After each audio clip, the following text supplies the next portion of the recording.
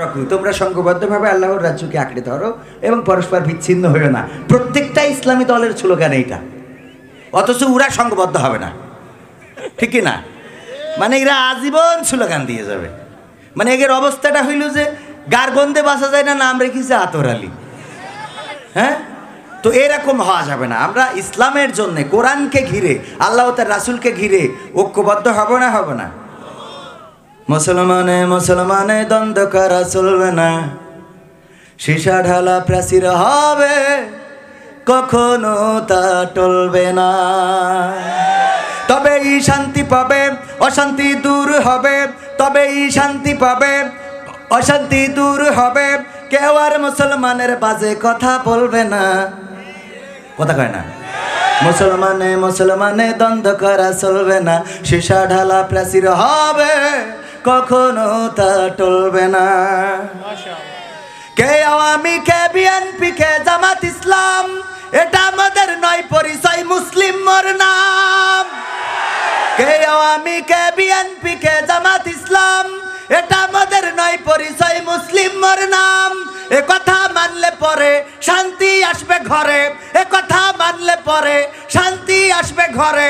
কেউ আর মুসলমানের বাজে কথা বলবে না, মুসলমানে মুসলমানে দ্বন্দ্ব করা চলবে না, সীসা ঢালা প্রাচীর হবে, কখনো তা টলবে না।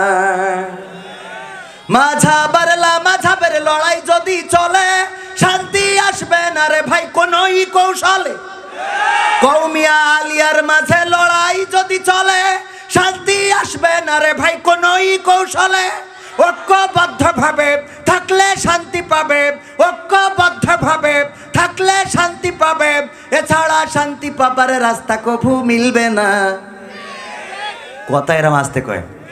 মুসলমানে মুসলমানে দ্বন্দ্ব করা চলবে না, সীসা ঢালা প্রাচীর হবে, কখনো তা টলবে না।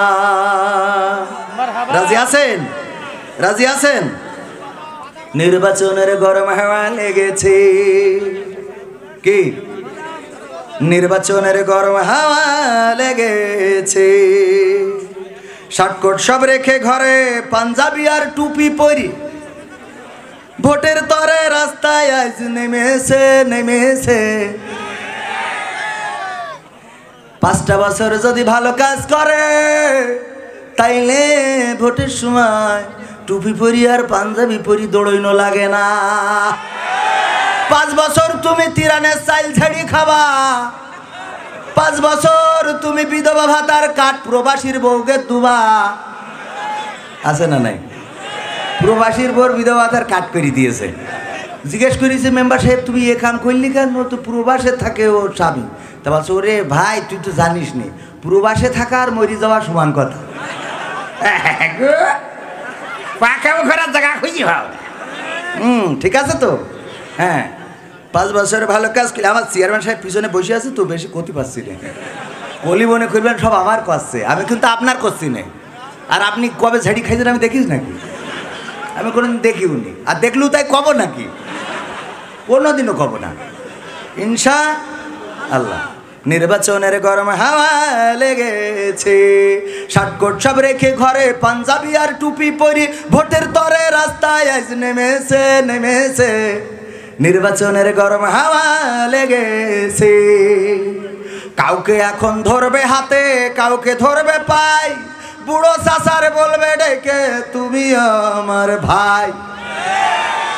সুগন্ধি ছেলে, আমি তোর ভাই হই কি করি? তোর বাপ আমার ভাই ছিল। কই ও চাচা, সরি সরি সরি। কাউকে এখন ধরবে হাতে, কাউকে ধরবে পাই, বুড়ো চাচার বলবে ডেকে তুমি আমার ভাই। পকেট থেকে বের করিয়া দিবে টাকার নোট, বলবে আমি জনদরদি, দিও আমায় ভুল। এসব শুনে কলিম চাচা অনেকখানি রেগেছে রেগেছে রেগেছে। কোন কারণে? কারণ কলিম চাচা চেয়ারম্যানের কাছে যেই বলছে, চেয়ারম্যান আমি তো বুড়ো হয়ে গেছি, আরে জন ছেলে বিলে মোটর সাইকেলের পিছনে নিয়ে ঘুরে বেড়াই, ওটা দেখার পরে বড় খারাপ লাগে। আমি আমার বুড়ির জন্য কিছু করতে পারলাম না। চেয়ারম্যান, আমার একটা আশা, তুমি আমার বুড়ির জন্য একটা বিধবা ভাতার কাট করে দিবা। আমার চেয়ারম্যান সাহেব বলছে যে তুই এখনো মরিয়ে শান্তি পেলে না, আগে মরো, তারপরে তোমার বুড়ির চিন্তা আমি করবা না। বলছে চেয়ারম্যান সাহেব দেখো, গো আমার জীবনে আমি কিছুই দিতে পারিনি বুড়িটা, আমি ওর একটা জীবদ্দশায় বিধবা ভাতার কাট করে দিয়ে একটু নিশ্চিন্তে মরতে চাই। চেয়ারম্যান বলছে এটা তো আইনি নেই, তুমি মরলি না বিধবা হবে, এখন তোমার ও নিশ্চিন্তা আমি করতে আসছি। এই জন্যই ওই চাচা একটু রেগে গেছে, অন্য কিছু না বলো। নির্বাচনের গরম হাওয়া লেগেছে। তারপরে এবার কি বলছে, ও আচ্ছা আচ্ছা ওইটা পড়ে নিলাম। পড়বে না মাজুজু ছাড়া কেমন ইমানদার, জানে না কোনটা কিসের নামাজ কোনটা জানাজার। ঈদুল আজহার দিন ছেলে নিয়ে টিভি দেখছি, কালকে ঈদ করতে যাইতে হবে, নামাজ পড়তে যাবো, কটায় হবে? হঠাৎ দেখি টিভিতে করছে যে আগামীকাল সকাল 9টার সময় ঈদুল আজহার জানাজার নামাজ শুরু হবে।